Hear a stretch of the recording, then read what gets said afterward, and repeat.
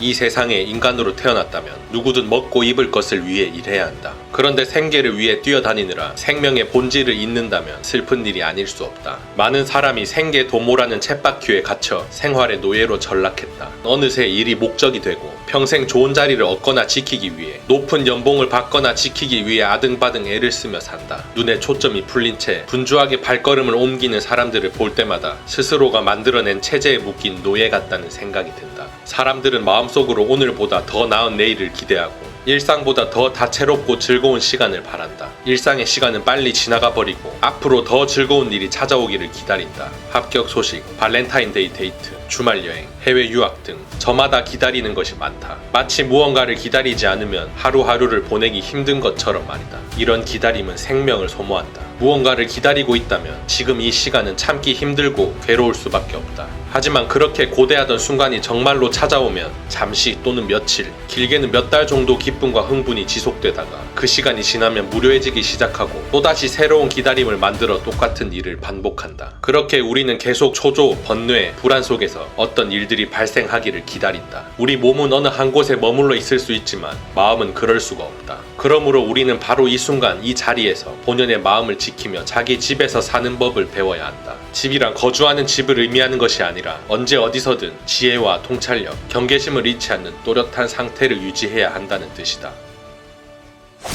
반갑습니다. 도끼형님입니다. 기다림은 생명을 소모한다는 표현이 정말 공감됩니다. 미래가 옵니까? 아니 미래라는 시간이 존재하기는 합니까? 당연히 시간은 지금뿐이죠. 현재의 순간이 미래가 되는 것인데 여기서 멍청하게 미래만 쳐다보고 있으면 결국 지금 이 순간의 생명이 그대로 사라진다는 말입니다. 하루 이틀도 아니고 50년, 100년의 인생을 그런 식으로 소모한다고 생각해 보십시오. 흘러가버린 인생이 나중에 얼마나 피눈물 나게 아깝겠습니까? 조금 더 들어보시죠.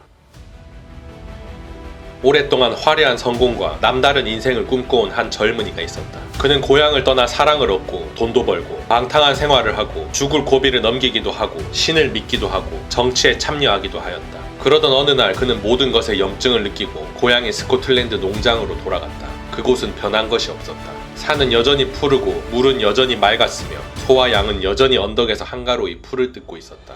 이웃집 할아버지는 흰머리가 늘어났다는 것을 제외하면 예전 그대로 매일 오후 똑같은 시간에 집 앞 나무 밑에서 졸음을 즐겼다. 어린 시절 소꿉친구는 멋진 아가씨가 되어 울타리 안에서 숙련된 손놀림으로 우유를 짜고 있었다. 이 모든 것이 고향으로 돌아온 그를 감동시켰다. 그 순간 그는 그곳에 영원히 머물고 싶다는 강렬한 생각에 사로잡혔고 한편으로 당혹스러웠다. 그토록 오랫동안 타지를 떠돌며 찾아 헤맨 것은 무엇이었을까? 도대체 무슨 의미가 있었다는 말인가? 모든 노력이 결국에는 허사로 돌아간다면 처음부터 아무것도 찾으려 하지 말고 노력하지도 말아야 할까? 속세의 생활을 포기하고 당장 산으로 들어가야 할까? 하지만 모인 뒤에 흩어짐이 있고 높이 오른 뒤에 내려감이 있으며 만난 뒤에 헤어짐이 있고 태어남이 있어야 죽음도 있다. 이는 인생에 대한 활력을 사그라들어야 한다는 뜻이 아니고 철저히 피동적인 자세로 몸을 사려야 한다는 말도 아니다. 이 말은 무대 위에 있을 때 무대 아래를 생각하고 꽃이 활짝 피었을 때 꽃이 시들 것임을 알아야 한다는 사실을 우리에게 알려준다. 겨울이 왔다면 봄이 멀어봤자 얼마나 멀겠는가?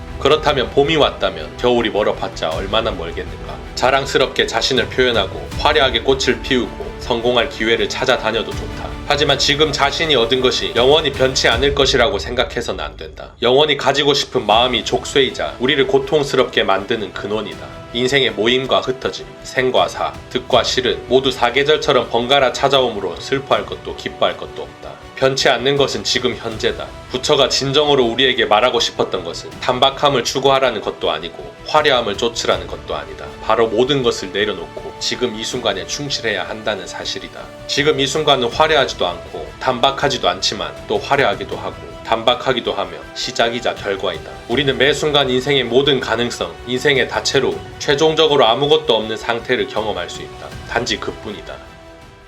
아무리 돈을 많이 벌어도 인간의 존재 자체에서 비롯되는 괴로움, 그리고 인간으로 태어났기 때문에 주변 사람들과 그리고 나 자신과 관계하며 어쩔 수 없이 겪어야만 하는 삶의 크고 작은 문제들은 그 누구도 피해갈 수 없습니다. 절대 돈으로 해결되는 게 아니란 말이죠. 시간 지나 숨겨왔던 마음속 문제들이 하나둘 수면 위로 떠오르기 시작할 때 그때는 어떻게 해결할 겁니까? 인생에 대한 진지한 성찰 하나 없이 무턱대고 백만장자가 되기를 꿈꾼다면 운이 좋아 원하던 것을 이루었다고 하더라도 행복감과 감사함은 금세 사라질 수밖에 없습니다. 기본이 안 되어 있는데 당연히 금세 사라질 수밖에 없죠. 어떻게 살아야 하는지 조금 더 들어봅시다. 많은 사람이 돈을 벌고 또 더 많은 돈을 벌기 위해 노력한다. 하지만 무엇을 위해 돈을 버는지도 모른 채 그저 돈을 벌기 위해서만 동분서주한다. 결혼도 그렇다. 결혼의 진정한 목적이 무엇인지도 모른 채 소위 결혼 정년기가 되면 결혼해야 한다고 생각한다. 학업이나 직업도 마찬가지다. 대학에 진학하는 것이 무엇을 위한 일인지도 모른 채 사회의 분위기에 떠밀려 너도 나도 대학에 들어가기 위해 필사적으로 공부한다. 평생 자신이 진정으로 바라는 것이 무엇인지 모르고 자신이 살아가는 진정한 목적이 무엇인지도 모른다. 결국 일생을 이리저리 떠밀려 다니며 산다. 이렇게 사는 삶이 행복할 리 없다. 부지런히 돈 벌고 결혼하고 일하지만 그러는 동안 늘 고민하고 고통스러워한다. 내가 진정으로 원하는 것이 무엇이고 할 수 있는 것이 무엇인지 분명히 생각해야 한다. 이 두 가지 문제를 알지 못하면 자기만의 확실한 인생 목표도 없이 사회가 정해준 목표를 위해 살 수밖에 없다. 많은 이의 인생이 그렇다. 자신의 인생에 필요한 것이 무엇이고 자신이 할 수 있는 것이 무엇인지 알지 못한 채 세상에 떠밀려 살아간다. 남들이 주식을 사니까 나도 주식을 사고 남들이 피아노를 배우니까 나도 피아노를 배운다. 그런데 주식이든 피아노든 그저 수단일 뿐이며 정말로 중요한 것은 자기 인생의 목표가 무엇인지 정확히 아는 것이다.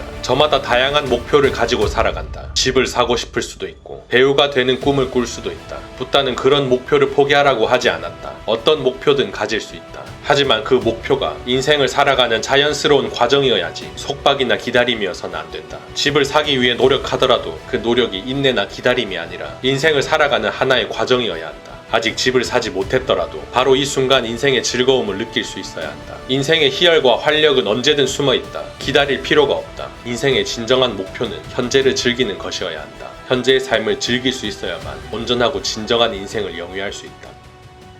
21세기 최고 현자 에크하르트 톨레는 말했습니다. 성공은 현재 순간의 성공밖에 없다. 언제나 이 한 걸음만이 존재하며 당신이 목적지에 도착했을 때 무엇을 만나는가는 이 한 걸음의 성질에 달려있다. 내가 돈이나 명예나 사랑이나 어떤 목표를 추구하든 사실 그 목표 자체보다는 목표를 추구하는 순간의 의식 상태, 즉 현재에 얼마나 순수하게 존재하고 있느냐 하는 것이 중요합니다. 하지만 대다수 사람들은 목표에 정신이 팔려 정작 가장 중요한 우리의 삶을 놓치고 있으니 정말 안타까운 일이죠. 어쩌다 이 지경까지 오게 된 것입니까? 인생은 무한히 생동적이고 다채로운 것이다. 성공과 실패, 이 두 가지 개념으로는 결코 인생을 다 담아낼 수 없다. 하지만 대부분의 사람들은 어릴 적부터 성공에 대해 교육받고 일생을 성공이냐 실패냐로 전전긍긍한다. 그 결과 인생에서 누릴 수 있는 수많은 즐거움을 포기하게 된다. 성공과 실패 외에도 건강, 아름다움, 결혼 등 모든 개념과 개념을 바탕으로 한 갖가지 관념이 장벽이 되어 우리 주위를 겹겹이 에워싸고 우리를 좁은 공간에 가둔다. 그 담장 밖에는 시내가 흐르고 숲이 우거져 있으며 꽃이 만발하고 푸른 하늘과 대지가 펼쳐져 있는데도 말이다. 말단 사원이라고 인생의 행복을 누릴 수 없는 것은 아니다. 하지만 성공에 관한 개념 때문에 과장으로 승진하지 못하면 인생이 무의미하다는 생각에 사로잡혀 버린다. 대학에 진학하지 않아도 수많은 기회가 있지만 성공에 관한 개념에 묶여 대학 졸업장이 없으면 인생이 암흑이라고 생각한다. 인생의 다양한 형태와 생활 방식에는 원래 높고 낮음, 우월함과 열등함의 구분이 없다. 어떤 형태와 방식을 가지고 인생을 살든 푸른 하늘과 찬란한 햇빛을 누릴 수 있고 사계절의 다양함을 감상할 수 있으며 시간이 흐르며 찾아오는 빛과 그림자를 경험할 수 있다.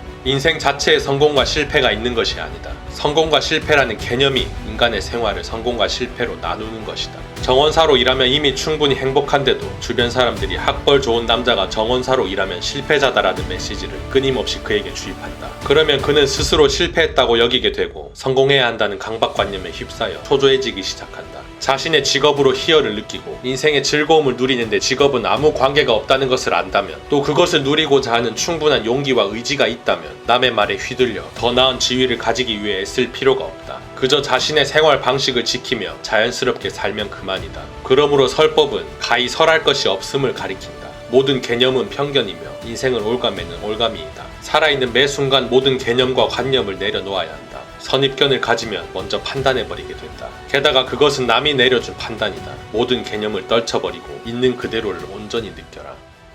에크하르트 톨레, 지두 크리슈 나무르티, 석가모니, 부처와 같은 현자들의 글을 읽다 보면 공통적으로 눈에 들어오는 내용이 잘못된 편견, 이미지 혹은 상에 사로잡히지 말라는 내용입니다. 저자가 예로 들어 설명한 것처럼 사회가 우리 인생을 이미 성공이냐 실패냐, 부자냐 빈자냐, 결혼했냐 안 했냐, 벤츠냐 모닝이냐 이런 개념으로 규정지어 버렸고 우리는 너무나도 손쉽게 선동당했습니다. 그 결과 나라는 사람의 본질과는 전혀 관계없는 길, 사회가 강요하고 등 떠미는 길로 영문도 모른 채 뛰어들게 되었죠. 그 길에서 나만의 재미와 가치를 찾으려 따지면 즐겁게 살아가기가 얼마나 힘들겠습니까? 잘못된 선입견에 휘둘리지 말고 선동질에 놀아나지 말고 의미 없는 구분과 개념들을 머리에서 떨쳐버려야 합니다. 제대로 된 마음 공부가 절실히 필요한 시점이라는 말이죠.